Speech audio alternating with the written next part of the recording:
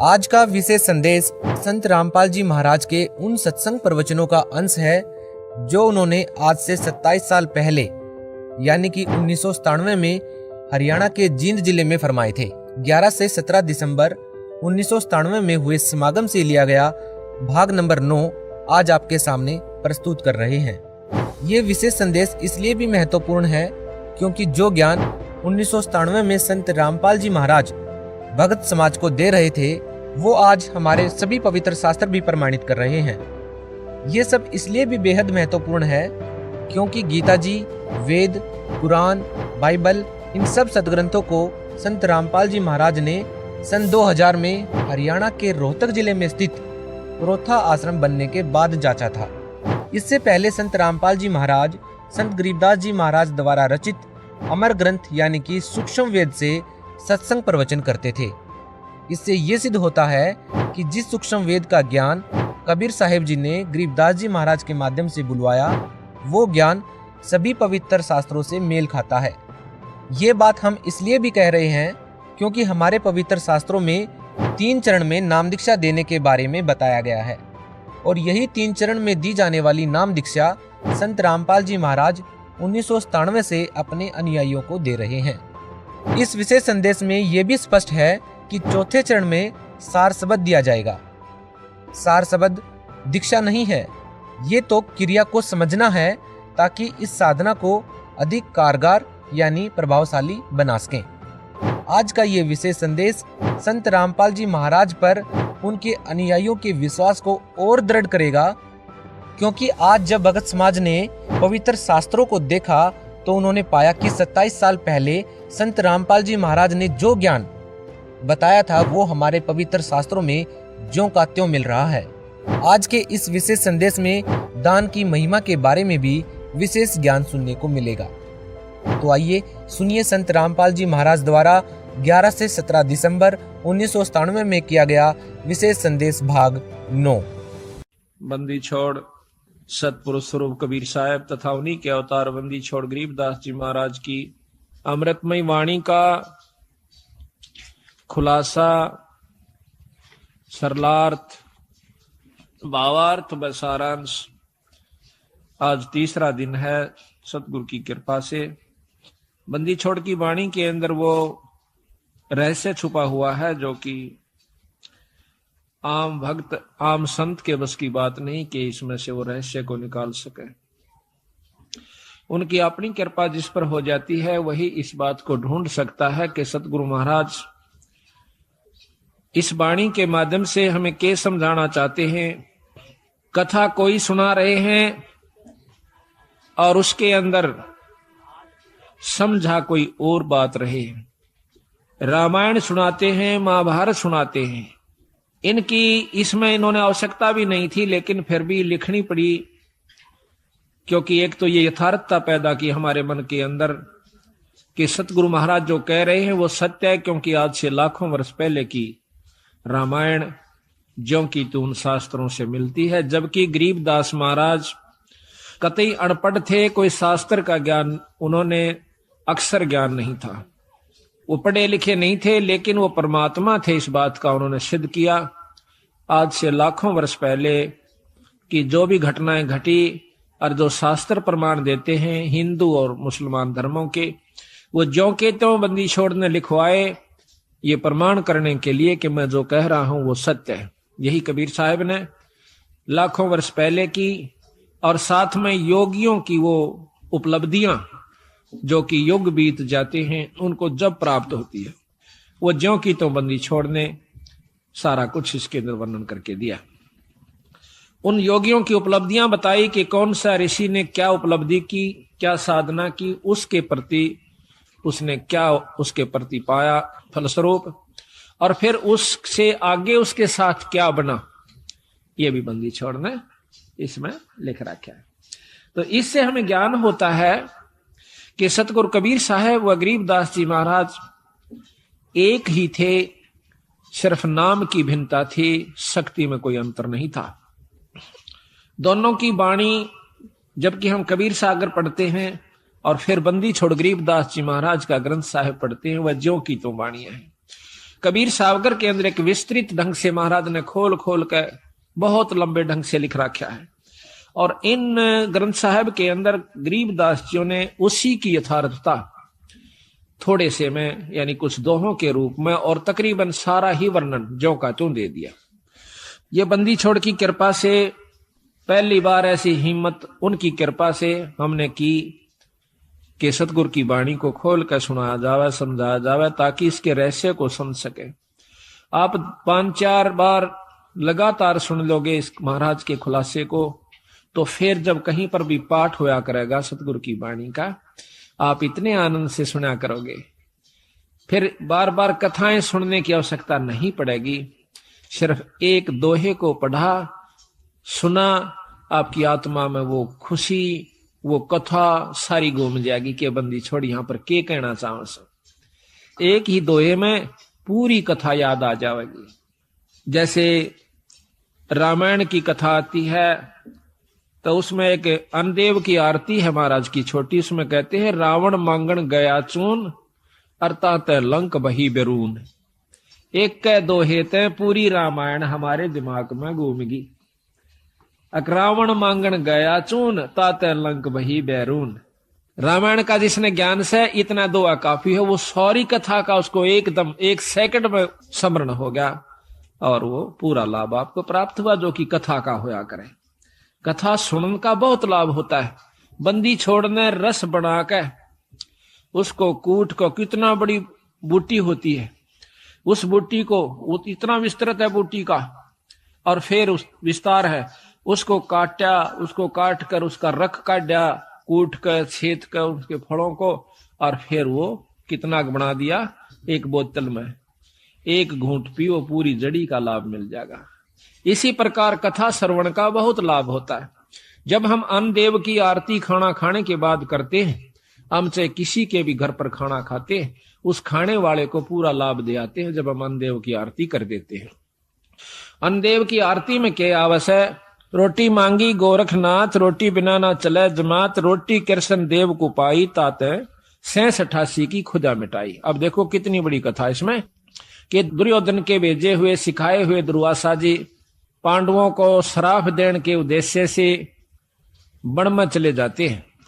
जिस समय पांडव वनवास घूम रहे थे, 14 वर्ष का वनवास उन्होंने मिला हुआ था जुए में, तो वहां पर क्या किया दुर्वासा ने, जाकर शाम के समय नो देखा कि सब ने भोजन खा लिया उन पांडवों ने, उस समय जाकर के कहते हैं कि हम भोजन पावांगे।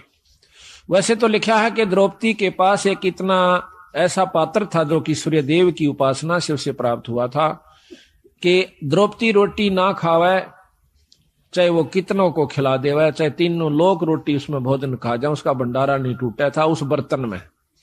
और जब द्रौपदी खा लेती तो उसमें कुछ नहीं बचा करता।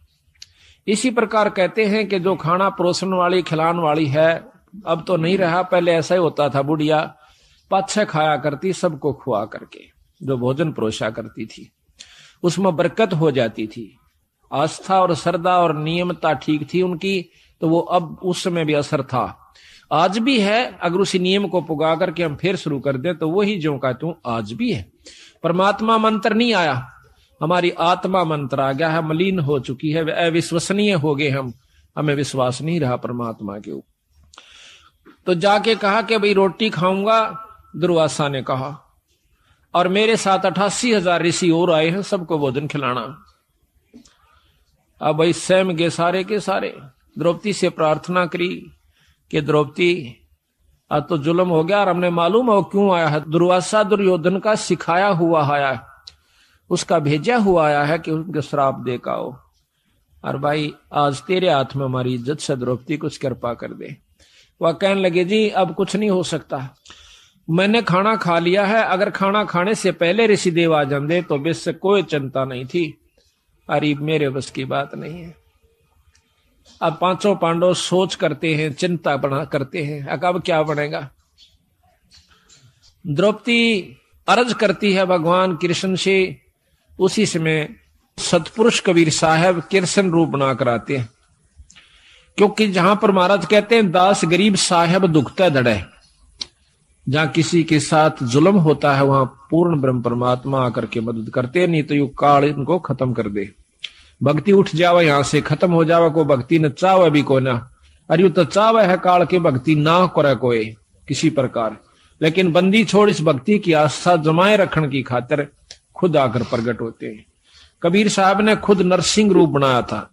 अब इन बातों का अविश्वास न्यों होगा क्योंकि हमने यही सुना है कि विष्णु भगवान ने ही नरसिंह रूप धारण किया। अब हम आपको इसको बहुत लंबा चौड़ा उदाहरण देकर बताएंगे। कई ऐसा होता है कि हमारे गुरुदेव तलवंडी भाई में रहते थे, वहां पर एक उग्रवादियों के समय में रास्ते में एक लाला जी तलवंडी का उग्रवादियों ने पकड़ लिया। उसकी मोटरसाइकिल भी, उसमें कुछ उगाही करके आया था। शाम के दिन 56 हुआ था, सर्दियों के थोड़ी सर्दियों के दिन थे। तो रास्ते में पकड़ लिया उनको, मोटरसाइकिल वहीं डाल दी, उसको जीप में बिठा ले गए, जाके ईंखों में बांध दिया। उन्होंने शराब पी रखी थी दोनों उग्रवादियों ने, तो उसको बांध करके वो निश्चिंत हो गए कि अब इसको फिर देखेंगे, इसको खत्म करेंगे, सुबह से पूछेंगे कहां पैसा रखा है इसने। एक तो दारू पी कर वहीं लौट गया एक साइड में, एक चला गया कहीं दूसरे स्थान पर किसी कोठड़े काठड़े में, कोठे में सोने की खातिर। तब उस लाला जी ने उस भक्त ने अर्ज करी, हे परमात्मा, हे गुरुदेव, आज मेरी जान बचाओ मालिक। कहते हैं बहुत तड़प हुई, उसी समय हमारे गुरुदेव वहां पर प्रकट हो जाते हैं। अब ये बात सुन जन के फिर आप पर समझ में आ जाएगी आपका किसने नरसिंह रूप बनाया था। उसी समय उन्होंने देखा कि महाराज जी खड़े हैं और उसके सारे जो बंधन बांध रखे थे, उसको जोड़ रखा था, वो आपा खुल गए। एकदम देखा है कि महाराज जी खड़े हैं और बहुत विरध दिखा है। बोले, गुरुदेव आप क्यों कर आए यहाँ पर? हे महाराज, ये बंदी छोड़े। स्वामी जी आप किस तरह आए महाराज? कहने लगे आप मेरे साथ चल तुम्हारे घर। महाराज मैं तो ये भी नहीं मालूम घर किधर है, या तो रास्ते का बिना मेरा जावा की साइड में, अब मेरे पीछे आ जा। पीछे पीछे गारा में का, पानी में का, ईंखों में का निकल कर और तलवंडी मंडी में आकर उनके घर के बारे ने आगे छोड़ के कहने लगे अपने घर ने जा। रात के समय उनके घर वालों ने सब रिश्तेदारियों में टेलीफोन कर कर पूछ लिया कि वो कहाँ है। किसी ने नहीं बताया कि हमारे यहाँ कोई नहीं आया, वो तो नहीं आया। उसने समझ लिया कि वो खत्म हो चुका है, अब नहीं जीवेगा, क्योंकि शाम के समय कोई भी बाहर रह गया उसको मृत मान लिया जाता था। ऐसा खतरनाक समय चल रहा था पंजाब में। तो उसने आके कुआड़ खुटखुटाया। अब कुआड़ कौन खोले? वहां से 5 बजे मंडी में सारी में ताला लग जाया करता था, सब अपने अंदर घुस जाया करते थे। आवाज दी, घर वालों ने देखा कि आवाज तो आवाज अपने उसकी। फिर ऊपर का देखा उन्होंने कि कहीं इनके साथ उग्रवादी तो नहीं है, अभी इनको ले आए हो पकड़ कर, आवाज दिवा रहे हो। वो अकेला खड़ा दिखा। उसी समय भाग्य आए पैड काले में कर 2 कुआड़ खोल दिया, एकदम ऊपर ले जाकर फिर बंद कर लिया। उनसे पूछा कि कहाँ थे? उसने बताया कि हम उग्रवादियों ने पकड़ लिया था मेरे को। फिर कैसे आए? कि गुरुजी अन छुटवाए।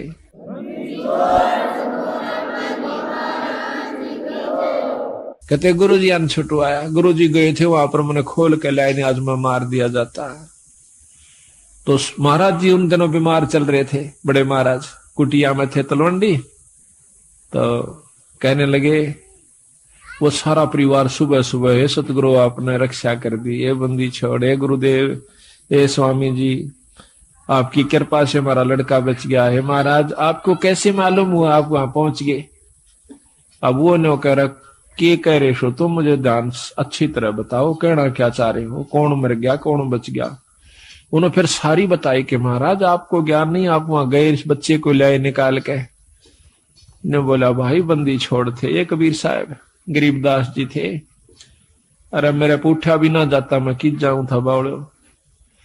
अब देखिएगा कि वो अपने हंस को बढ़ाई देते हैं और काम उसके बदले में आप कर जाते हैं, क्योंकि वो अगर उस गुरु की बेइज्जती हो से तब बंदी छोड़ की बेइज्जती हो से। भक्ति से उठ जाएगा इंसानों का ये मन, तो इसलिए बंदी छोड़ा करके अब हम ये भी नहीं कह सकते कि हमारे गुरुजियां ना छुड़ाया, क्योंकि प्रत्यक्ष गुरुजी, और ये भी नहीं कह सकते कि सतपुरुष ने नहीं छुड़ाया। अब जो उसके बदले में आकर रक्षा करते हैं तो उसमें कोई अंतर नहीं है, अंतर है भी नहीं और मानना भी नहीं चाहिए। जिस पर साहिब राजी ताही को तू बंद, उसी पर बंदगी कर दो जिस पर परमात्मा प्रसन्न हो जाए। ये तो एक मोटे उदाहरण है यहाँ पर, जिससे राष्ट्रपति प्रधानमंत्री जिस पर राजी से जिस व्यक्ति पर उस तक मेल करने तो सारे काम सरेंगे। इसी प्रकार जिस पर परमात्मा बंदी छोड़ प्रसन्न है उसी की शरण में रहने तो आपको लाभ मिलेगा। ऊंचे उसके बरने आगे बैठे रहो सारा दिन, कोई फर्क नहीं पड़ेगा। तो इसी प्रकार हम यथार्थता को भूल कर अपने उन्हीं मनमुखी साधनों को अपना लेते हैं, जिसके परिणाम स्वरूप हम फिर 84 के गेड़ में आकर और बंदी छोड़ी इतने दयालु हुए फिर ढूंढने से दुख सुख पाके। देखिए कहां कहां से आपको इकट्ठा कर लिया, हमारे दर से तुच्छ जीव को, अरे ये अपना शक्ति प्रदान कर दी। हम जाकर के जगह जगह उनकी वाणी का ढंढोरा पीटते हैं, उनकी गवाही देते हैं, बंदी छोड़ की कसम खा खा कर कहते हैं कि इस बराबर शक्ति नहीं भाई। तो आज ये आपने हंसों को फिर इकट्ठा कर लिया, तो मैं आपसे यही प्रार्थना करता हूं कि ये मौका बार बार नहीं मिलेगा। किसी भी अनजान व्यक्ति की बातों में नहीं आना। सबसे पहला आपको दुखदाई ये होगा कि किसी की बात में आकर के अपने इस उद्देश्य को भूल मत जाना।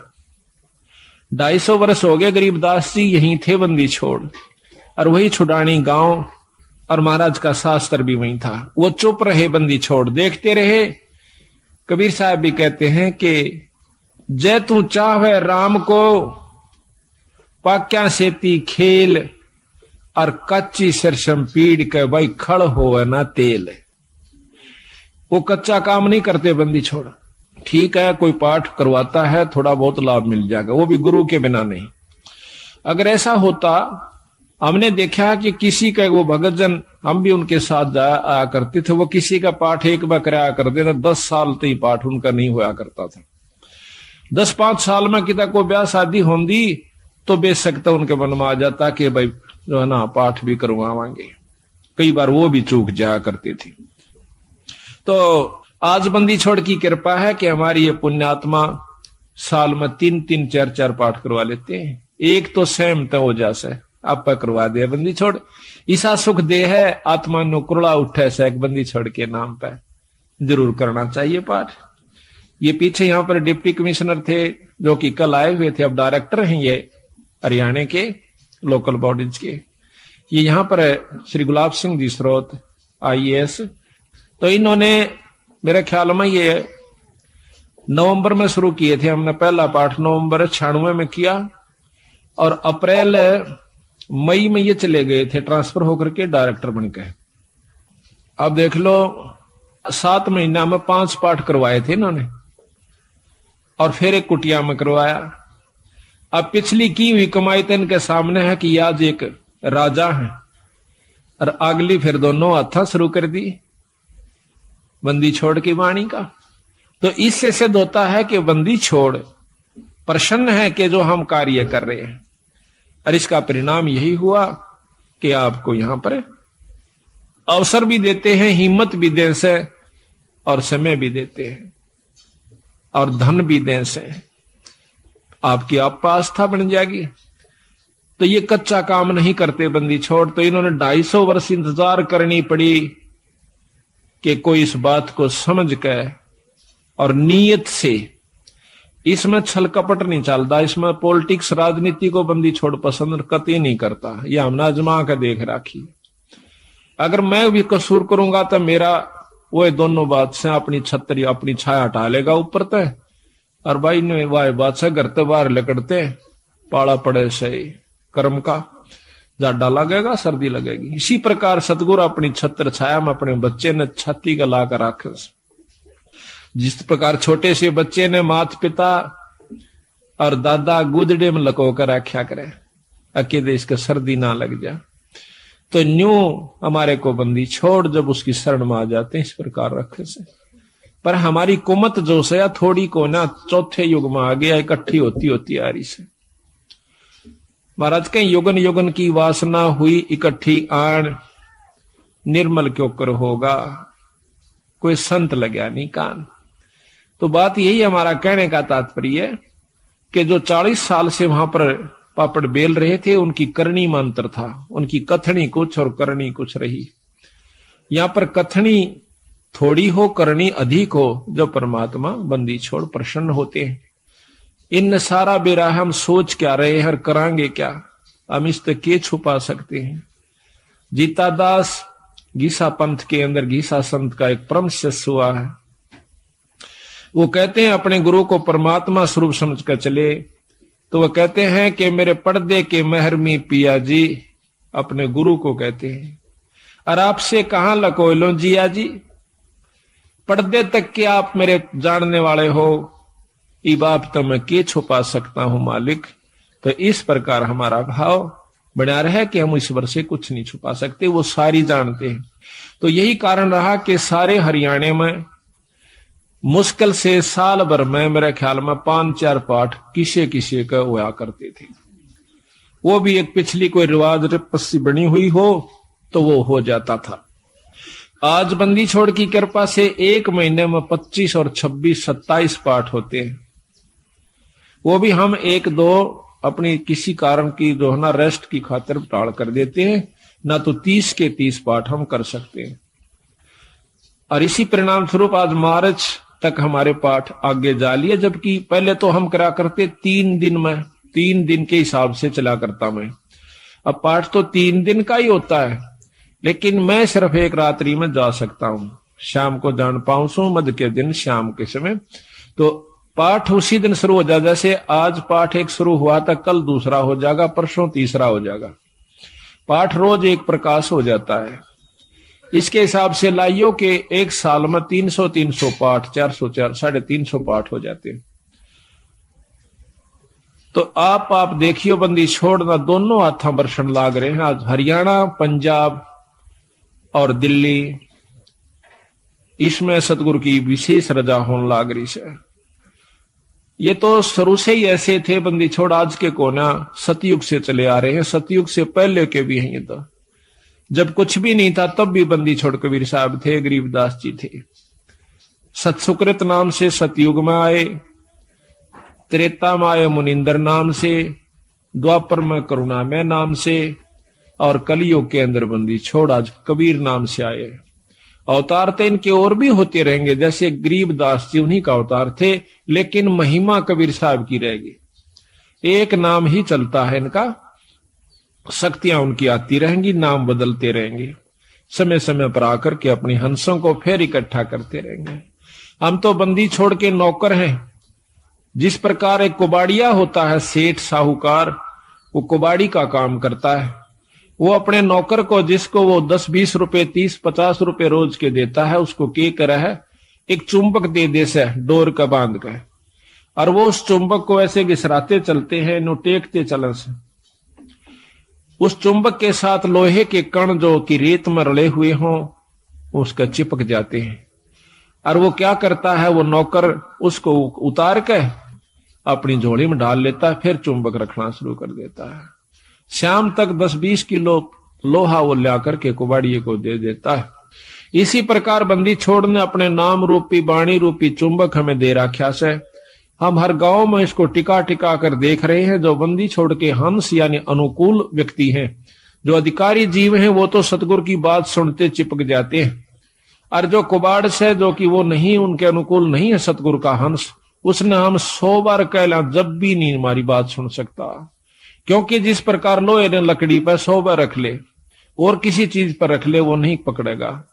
तो बंदी छोड़ के जो प्यारे हंस हैं, वो हर गांव से इकट्ठे होकर के, आज देख लो कहां से आकर के, और 2.5-3 साल के अंदर अंदर बंदी छोड़ की कृपा से हजारों की तादाद में भक्तजन इकट्ठे हो गए। एक परिवार में शुरू हो से सारा परिवार बंदी छोड़ की शरण में आ जाता है। और अभी यही हो रहा है इसके विपरीत के एक व्यक्ति भी बिगड़ गया तो सारा परिवार का ही वही हाल हो जाएगा। तो सावधानी ज्यादा से इसमें, अपने अहंकार मानने खो कर रखे, माटी समझ लेवे, जैसे काल उदाहरण दिया था। तो इसी प्रकार दास भाव हमारे अंदर आ जाना चाहिए। तो कहने हम ये चाह रहे थे कि वो कृष्ण भगवान जब वहां पहुंचे, बंदी छोड़ कृष्ण रूप बना करके जाते हैं। अब देखिएगा कि परम शक्ति जो है वो भगवान कृष्ण के भी साथ है कबीर साहब, भगवान विष्णु ब्रह्मा के साथ भी है, शंकर जी के साथ भी है, क्योंकि ये तीनों उनके शिष्य हैं।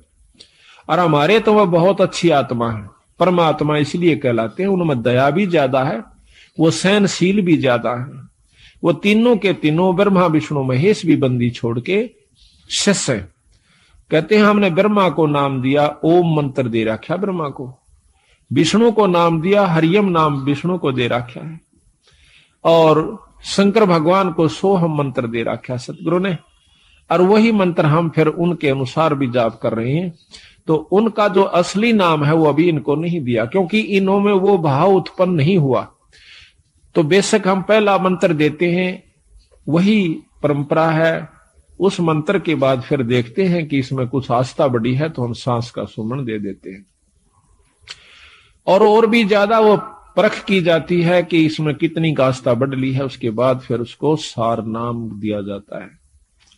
आस्था के साथ उसकी कमाई देखी जाती है, कमाई का नारा पता लग जाए हमने कि इसमें कमाई है कि नहीं है, इतना बंदी छोड़ने शीशा दे रखा है, तो उसको सार नाम दिया जाता है। उसको वैसे नहीं दे हम, चाहे कितना प्यारा हो, चाहे काली मानो, चाहे राजी हो, वो उसकी इच्छा। तो इसी प्रकार सतगुरु महाराज ने कहा कि नाम के बाद फिर शब्द दिया जाता है, सार शब्द। वो तो बहुत ही कतीनो ताक है और परख के जमा घिस निकल ले है जीव की, जब दी जाती है। पर बंदी छोड़ने बता देंगे कब ये अधिकारी हो चुका है। तो वो तीनों के तीनों भी बंदी छोड़ के अंश है। यानी महाराज कहे हैं कि सतगुरु ताना तनिया, गरीबदास जी कहें सतगुरु ने ताना तनिया, और तीनों बे राछ रछीड़ा है।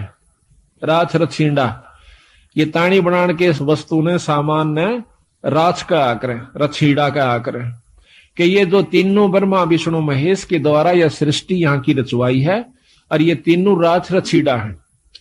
यानी एक तो बनावस है, एक पालन पोषण करता है, और एक संहार करता है। ये तीनों राछ रछीड़ा है, सतगुरु के हैं। तो यहां पर भगवान कृष्ण के रूप में सतगुरु महाराज आते हैं, और आके कृष्ण भगवान पूछे है, क्योंकि अब कृष्ण का ही रोल चलेगा। अब जैसे ऊपर से हुक्म आया, एसपी नहीं जाना है तो वहां एसपी ही जाएगा। दूसरे मोटे अक्षर में यही समझ लो कि हुक्म प्रधानमंत्री का है या मुख्यमंत्री का है, लेकिन उस मौके पर एसपी जाएगा, वो अपना कार्य वहां पर पूरा कर रहा है, तो वो कार्य उसी के जिम्मे से, उसी के द्वारा ही करवाया जाएगा। प्रधानमंत्री आकर एसपी वाला काम नहीं करेगा, उसमें अपनी शक्ति भेज देगा। हुक्म शक्ति है, जाइए आप वहां पर ये काम कर दीजिए, फिर उसने केटाल से वो जो चाहा अपना नियम अनुसार कर देगा। तो यहां पर सतगुरु महाराज के हुक्म से समझो या उनका स्वरूप समझो, वही खुद आ जाते हैं, प्रकट हो जाते हैं। वहां भी कृष्ण बैठा है और वहां भी प्रकट हो गए कृष्ण जी के रूप में, जैसे अभी गुरु जियों का उदाहरण मैंने आपको दिया था। तो आकर के द्रौपदी कहती है भगवान बहुत दुखी हो गए। क्या बात है भाई? कि दुर्वासा 88,000 ऋषि लेकर आ गया भगवान, और हमें श्राप देना चाहता है। तो भगवान कृष्ण भी कहते हैं कि पहले मुझे भोग लगवाओ द्रौपदी, भोजन पवाओ, खवाओ, जब मैं जा करके आपको कोई सहयोग दे सकता हूं। अब वो कहने लगी महाराज रोटी का ही रोला है, क्योंकि मेरे पास एक पात्र है सूर्यदेव का दिया हुआ, अगर मैं भोजन नहीं खाती तो इतने तो मैं कितने ही आ जाओ मैं भोजन दे सकती हूं, लेकिन मैं भोजन खा चुकी हूं, अब मैं असमर्थ हूं, उसमें कुछ नहीं बचा है।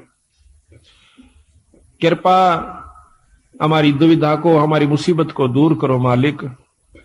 कहने लगा द्रौपदी ढूंढ कोई भोजन का किरका, प्रथम करूं आहार फिर मेटू मुनिजन की तरखा। पहले मैं आहार करूंगा, भोजन करूंगा। कहते हैं जब है द्रौपदी पात्र दिखलाया तो उसमें एक साग का पत्ता लगा हुआ था उस पात्र में, उस बर्तन में। तो घोड़ पिया जगदीश वहां मुनिजन अफराया। उसको घोड़ कहने वाले इसमें पानी गाल के और लिया, थोड़ा थोड़ा तरतरा सा, एक साग का पत्ता लगा हुआ हरे साग का, उसको पी गए। कहते वहां पीते ही और वहां पर मुनिजन अफरा दिए, 88,000 छिका दिए, इनमें पेट पाटन न हो गया। भीम को कहा कि जाओ उनको बुला के लाओ कि आओ भोजन कर लो ऋषिदेव। तब जाता है भीम, वहां देखे हैं कि ऋषि जी जणु करड़े छकरे हो और लोटन लाग रहे से, नो मरोड़े मारे से, क्यों करे हजम हो जा, घना खा लिया। तो जाकर भीमसेन कहते हैं कि चलो ऋषिदेव भोजन तैयार से, जो जो आपने कहा था वही भोजन बनवाया है। के कहा था कि आज के बोए आम अंगूरा, काम धेनु का दूध कपूरा, आज के बोए धान मंगाओ और मान सरोवर का जल लाओ। मतलब ना उनकी चीज आज बो है, आज आम लागे और जब मैं खाऊं। ऋषि बोले आए थे ना को बदकरण खातिर, उन्हें कौन सा भोजन खाना था। तो ने बोले जी चलो सारा सौदा तैयार हो रहा। ऋषि जी ने बोले भाई भीमसेन, हम तो कति छक लिए, कति गुंजाइश नहीं रह रही, कोई रोटियां का नाम ले है ना, बल्कि उल्टी पड़ना हो जाए, इतने करड़े छिक रहे हम तो कहने लगा महाराज भोजन तैयार से। अब तुम्हारे कौन आया है? वो कहने लगा जी हमारा भगवान कृष्ण आए। तो ने बोला हम तो छिक लिए और भगवान करे थारे दुश्मन मरियो, आशीर्वाद दे दिया, आया था शराब देन और दिवा दिया आशीर्वाद। कहने लगा भगवान करे थारे दुश्मन मरियो, दुश्मन उनके कौरव। महाराज कहते हैं दुर्वासा के शराब की लगी अपूठी लात, उल्टी लात कौरुआं कह लागी। तो इस प्रकार बंदी छोड़ने इसमें रहस्य छुपा रखा है कि इसको समझने की कोशिश करें। तो यहां लिखा है कि रोटी कृष्ण देव को पाई, 86 की खुदा मिटाई। अब यह इतनी बड़ी कथा एक चौपाई में बंदी छोड़ना भर दी। अब आपने ज्ञान हुआ, जब भी इस वाणी को सुनोगे, पढ़ोगे इस आरती को, जब वो पूरी कथा घूम जाएगी, तो पूरी कथा का आप समझिए कि इस एक आरती को गा देने से ये इतनी कथा आपने कर दी उस घर में जिसमें आप रोटी खा खाते हो। ये इतनी कथा आपने कर दी, इन कथाओं का फल उनको मिलेगा, आपकी करनी में तो कोई कमी नहीं होगी। आपने इन कथाओं के बदले एक टूक खा लिया उनका। बाकी भजन सुमरण आप कर रहे हो, आपका कति नहीं बिगड़ा, जो का तू बना रहेगा। कितना गजब बंदी छोड़ने रहस्य डाला है कि इस कलयुग में बच सकते हो तो न्यों बच सकते हो। तो यहां कहते हैं, अब संत किसे कहते हैं? जो संत वही है, चाहे बच्चा है चाहे बड्डा है। संत वही है जो इन क्रियाओं को अपना कर ठीक ढंग से नियम से चला, वो संत है। और इन भक्तों को जो ये आरती करते हैं, खाना खाकर आरती जरूर करनी चाहिए, चाहे मन मन में कर दिए चाहे बोल कर कर लिए। आपके ऊपर कोई उस घर में जिसमें आप खाना खाते हो, कोई आपके ऊपर उसका ऋण नहीं चढ़ेगा। और इसके कर देने से उनको उन कथाओं का लाभ पूरा मिलेगा। देख कितने ढंग से बंदी छोड़ की कृपा हमारे ऊपर। इसको घोर कलयुग में एक कथा को करण की खातिर 30 दिन लगा करते पंडित जी। 30 दिन में भोग लगा करता, 41 दिन में भोग लगा करता था उस एक कथा का। रामायण शुरू कर देते तो रामायण बढ़ा कर चढ़ा कर कितनी कह लो उसने।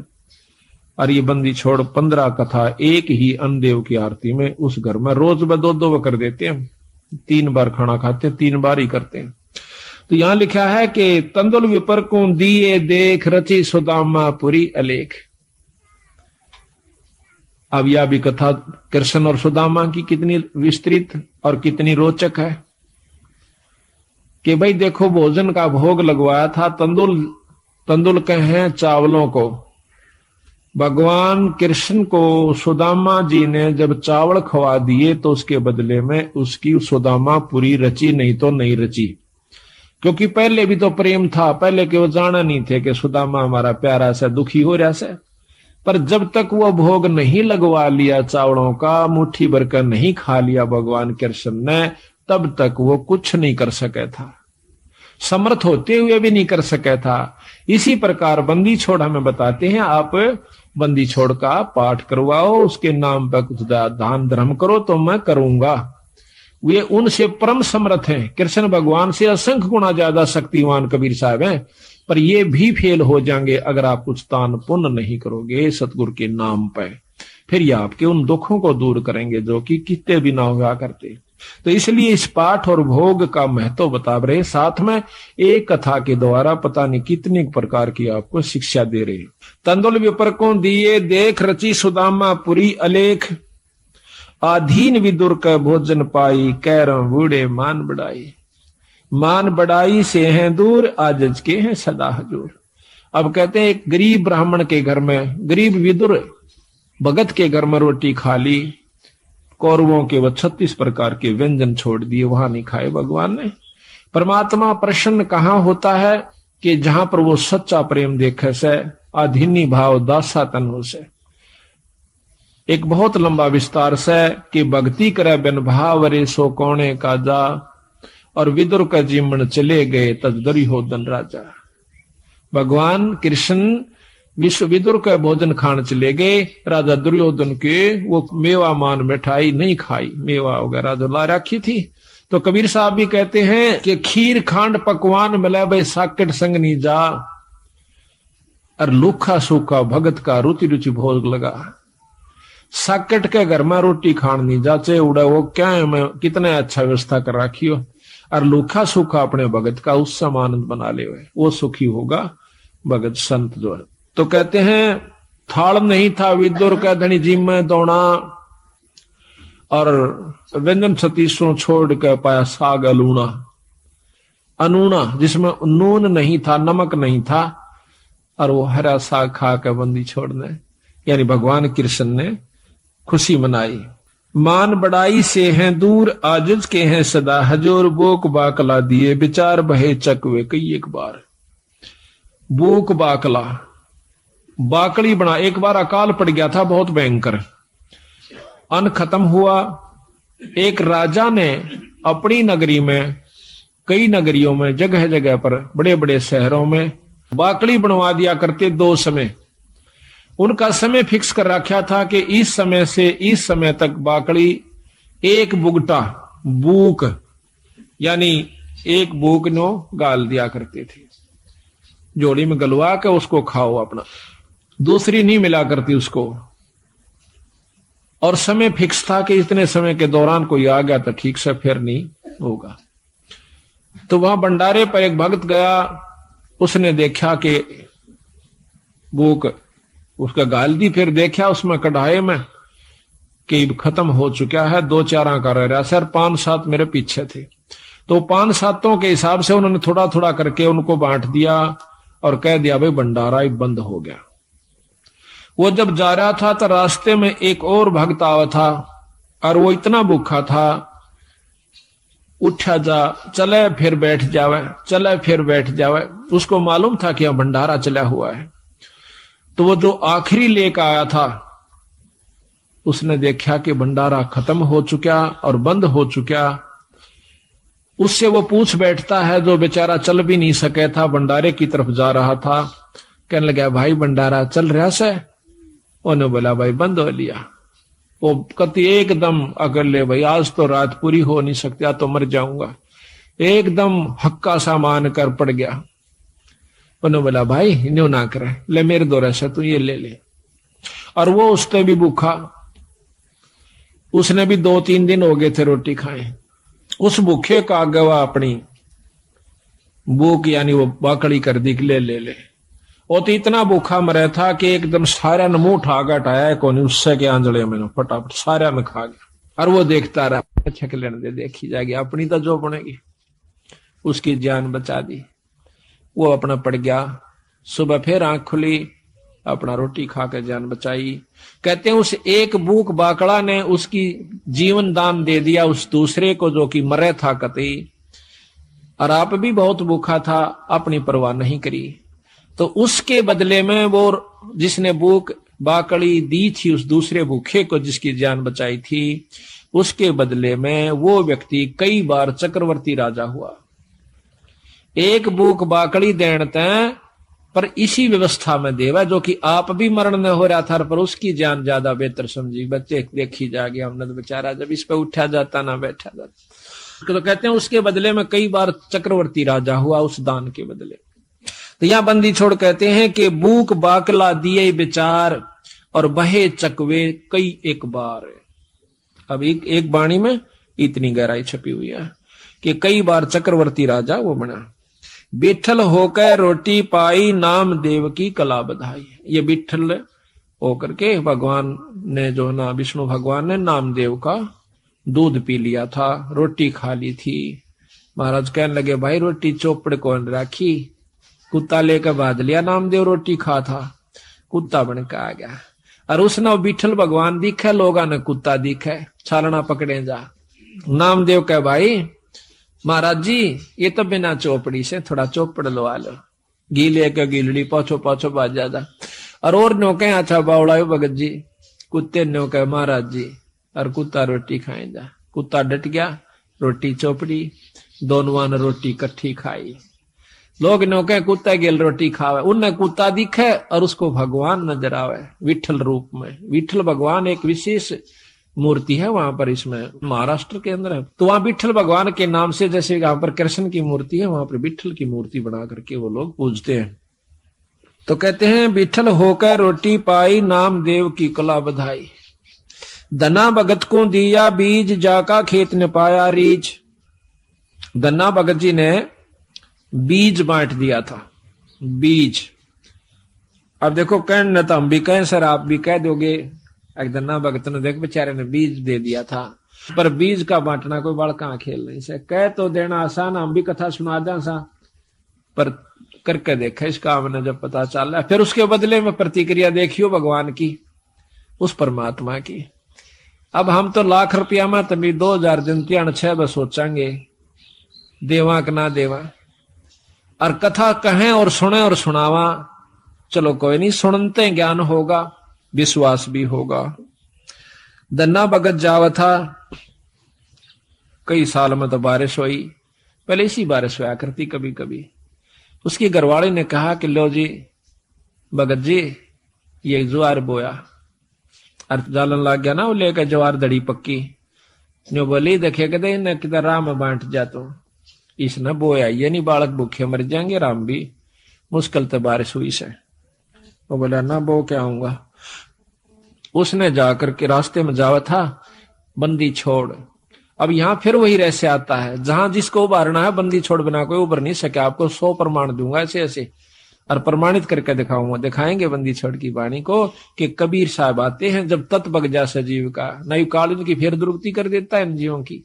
एक बार भक्ति करा दे, तीसरे में लूट ले, दूसरे में, चौथे में कुत्ता बना के छोड़ दे, चल भाई गो, फिर आज ये कभी भक्ति करने दिल करे तो वहां पर सतगुरु महाराज 4-5 साधुओं के साथ साधारण से भगत रूप में, और आप भी राम राम राम राम करते हुए जान लाग रहे। और राम राम का उच्चारण सुना तो धन्ना भगत ने देखा भगत जी यहां से, भगत जी हो राम राम भगत जी हो।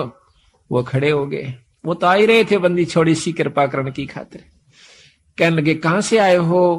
अग भाई 3 दिन हो गए रोटी नहीं मिल रही, मरण से भूखे। कितना ऐसा भगत जी कित जावा थे, हमने कोई इस राजस्थान में पानी पियाने वाला भी नहीं मिलता, रोटी तो दूर की बात। और पहले ऐसा ही होता था, टूक नहीं मिला करता था बागड़ी एरिया में, आदमी ने रोटी नहीं दिया करता, अपनी बांध के ले जाया करते थे, सब जगह था वहां के। जो बोला भगत जी हम तो मरण न हो रहे, संकति अगर तो शाम पूरी नहीं हो आज हमारे प्राण निकट जाएंगे, 3 दिन हो गए रोटी नहीं मिली है। तो वो कहने लगा भगत महाराज जी मेरे पास तो ये ज्वार से थोड़ी सी या खा देख लो महाराज। अकेला भाई ज्वार दे दे भगत जी, हम तो मरे से भूखे। बैठ के सारे चारुआ ने किलो किलो ज्वार फटाफट खा गए। उन उसकी आंखें आ गया, भूखा मर्दा करा के खा जा, कुट कहते हैं बाढ़ कूट कूट के खाई लोगों ने, बोधी बाढ़ को कूट के जब पेट भरा, नितांत काट दिया, आपस में एक दूसरे में खत्म हो जाते। तो ज्वार खा गए, धन्ना बैठा बैठा खुशी से खवा का भी मन में नहीं आई, इतने ज्वार खवा दी बगर के कहेंगे। अगबोण की कही थी बो दिया, भगत अपने हिसाब से बोए हैं और जगत अपने हिसाब से बोए है। आ गया वापस, काकर कट्ठी करी, खेत में भगा दी और काट दिए मोटे मोटे है जाइए। गरालीन बोली के बोया अग बोया, अब झूठ भी नहीं, वो अपने हिसाब तो बो का आया से, जगत अपने हिसाब तो बोया था। धर्म भी बौना होता है, असली बौना तो यूं सजो कि हम धर्म पर लगाते हैं। अब 1-2 महीना के बाद देखे हैं लोगों का तो ज्वार हो रही गोडा गोडा, यानी 3 तो 2-2.5 फुट, और भगत जी का जा मेरी बेल, और उसमें से मोटे मोटे तुम्बे जिसके अख्तारे बनते हैं। पड़ोसन ने आके बताया, आए थारा तो बेल जामरी से, ज्वार को ना अकना, ज्वार का पेड़ा भी कोई, उसमें वर्क एक भी पौधा को नहीं। अब उसके दिमाग गोडे तक गए टूट, किसने खा ली मत। ये भगत जी ने करा नाश, ये भी कितना कर का जरूर है। उस तो उड़ा नहीं बोली, क्यों रोज की रोज माथा मारा इसकी गेला, अपना देख का आऊंगी। खेत में जाती है, देखा से वह बात, इसे मोटे मोटे तुम्बे लाग रहे। उसका एक बात कसूता काम हो गया, पारा शिखर में बहुत काली मानी, जुल्म कर दिया इसने। तो दुनिया के ज्वार खड़ी और देख मारा ही है। वह लेकर एक तुम्बा करना आगी, आका अपने पति यानी भगत धन्ना के ऊपर बहुत क्रोधित सा होकर कहने लगी कि ज्वार बोई थी। कहां बोई थी? अगर झूठे, ये देखिए मतीरे लाग रहे, ये बालक तन्ना खाएंगे कि नो कह उसके शर्मा मारा। सिर तो गया बचाओ, धरती पर लग गया, फूट गया, 2 टूक होते, उसमें धड़ी पक्की ज्वार निकली।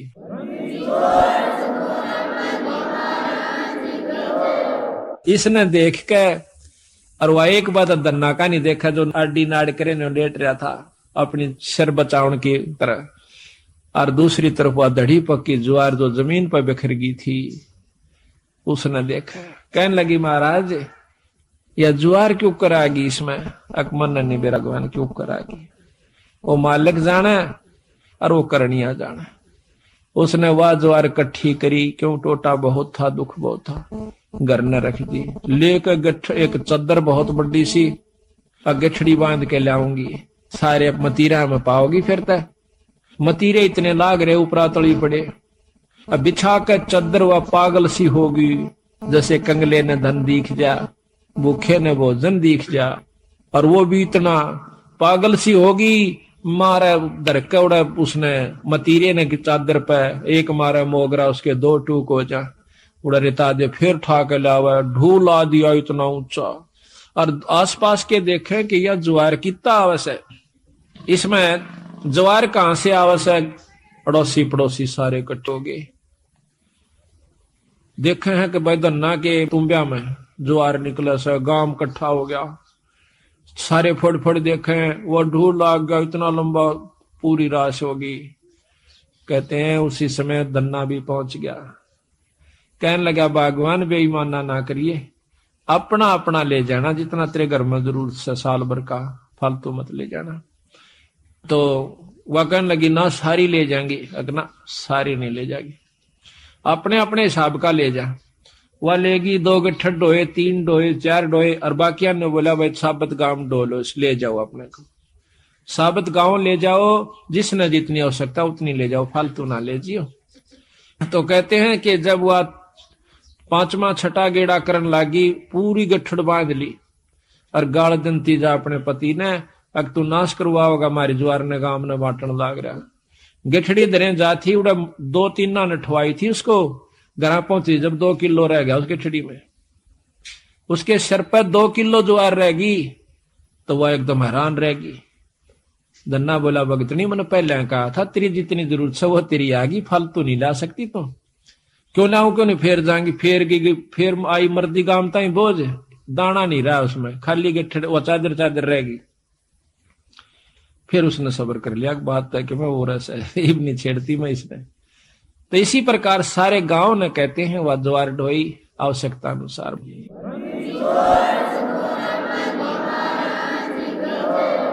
तो इसी प्रकार कहते हैं, धन्ना भगत को दिया बीज, जाका खेत न पाया रीज। अब बीज का बांटना कोई बच्चों का खेल नहीं है, को बांट के देखो। पर महाराज कहे नो नहीं, कदे को तड़के गिरा हुआ किता।